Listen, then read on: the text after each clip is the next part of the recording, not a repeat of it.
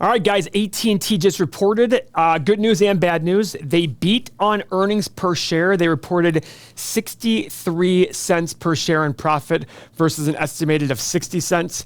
But they missed on revenue, not by much, 29.91 billion in revenue versus 29.96 expected. So AT&T has been in the news a lot lately because it is down big. It's at 30-year lows. Now, of course, they've been paying a dividend, I think, pretty much the entire time.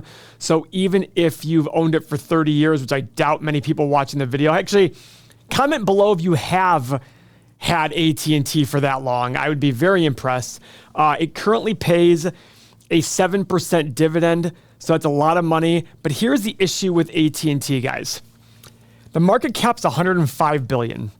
Now, if you're watching us for the first time, my next statement is going to be a little more detailed, but I want you to learn this process and a new way of thinking. So whether you're a beginner investor or an advanced investor, there's something in this video for everybody. So please stick along with it because it's a new way of thinking. We're trying to teach a process here. We're trying to teach you how to think about money and investing. So the market cap's $105 billion. That means that if you bought every share outstanding, you'd own 100% of the shares, spending $105 billion, assuming you were able to buy it instantaneously. Great. Now, the enterprise value is $395 billion. This difference is essentially the debt in the company. Okay, this includes all the debt, giving yourself all the cash, the net amount of money to buy the entire company, all the shares, plus the debt would be $395 billion. Guys, that's a ton of debt. That's a lot of debt. And debt can be great for leverage and for getting outsized returns, but can also be very, very dangerous for a company. This is $300 billion almost in debt. $300 billion. Now, obviously, their debt's probably locked in longer term, but if you have AT&T, one thing I would suggest you to do is go find out the maturity levels on these debts. When do they mature? If the average is 5 years, then in the next 5 years, all this debt on average is going to be refinanced. If rates just stay up and their average debt cost goes up 2%, that's 2% on $300 billion. That's $6 billion extra in cash flow lost. $6 billion extra. In the last year, they did $14 billion in free cash flow. That would almost eat up half of their cash flow last year. Now, are they selling for a very, very cheap multiple of cash flow? Well, yeah.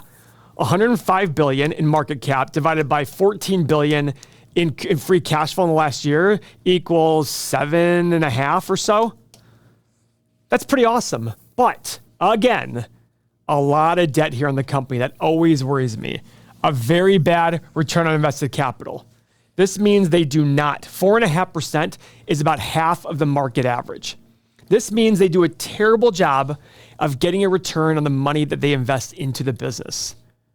This is how you get bad returns long-term. Now, does that mean AT&T is a dud company and you shouldn't own it? Not necessarily.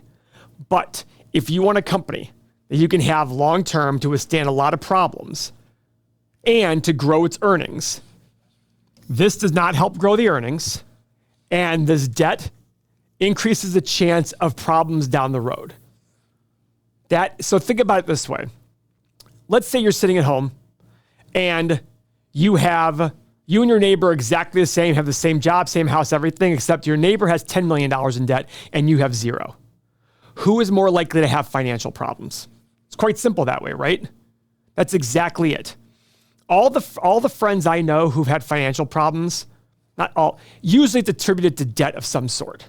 Now, does that mean I'm opposed to debt? Absolutely not. I'm a believer in debt. I borrow on a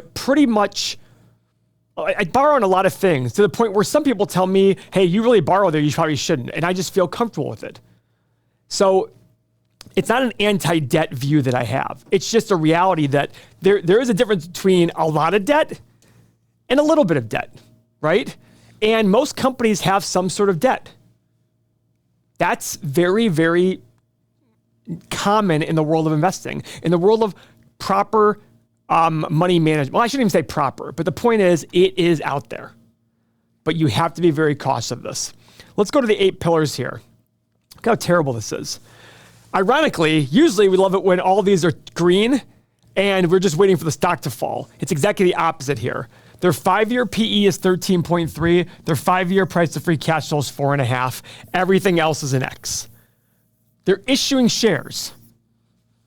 They've issued probably for their acquisitions and things like that. Oh boy, guys, this is a doozy.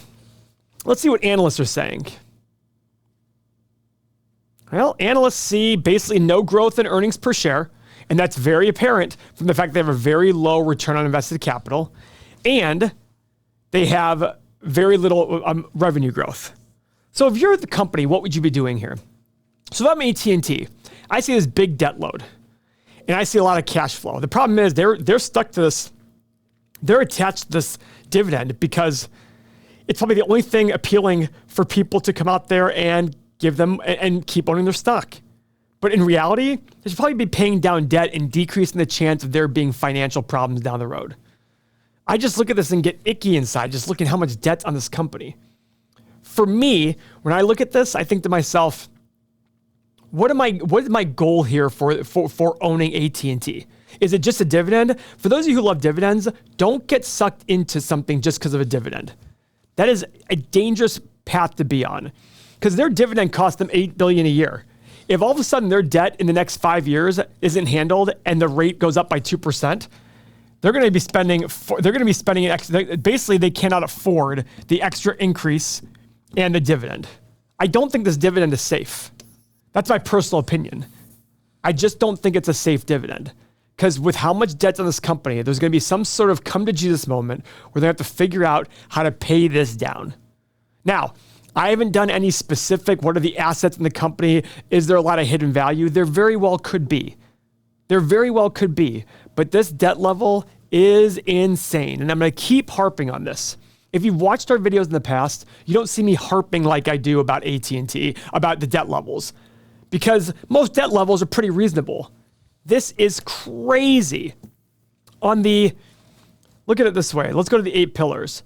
Their long-term liabilities to 5-year free cash flow is 10-1. But that 5-year free cash flow is cash flow including divisions they've already sold off.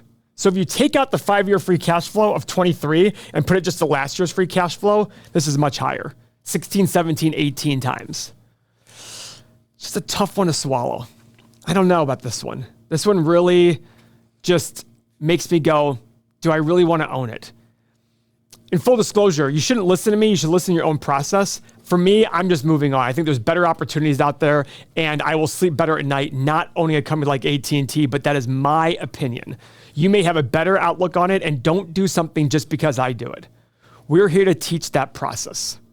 We're here to sit there and teach you how to fish. That's what's most important. Imagine in your life when you felt most confident about things. It's when you understood them. But it took time to understand. But it might not take as much time as you think. And that's what's really, really important here. So guys, if you like all of this, engage with us in the community here. If you have the software, we're running a special. If you don't have the software, we're running a special right now. The typical price is $39 a month. The special through the end of July is $29 per month, a $10 discount for anybody who signs up. And most importantly, you also get the real estate calculator tool forever, because sometime here soon, this is going to get spit off into its own separate software because it takes a lot of extra effort. But if you sign up now, you get that software, you get that real estate calculator forever. So sign up today, guys, and you already have our software. Engage, have a conversation about this. I don't know if I've seen many conversations about AT&T in here, but we do have a dividend chat in here. So I imagine there's probably a lot of conversation about this really, really high dividend. So guys, I appreciate it. Please check out everythingmoney.com to sign up for the software, $29 a month. Take care.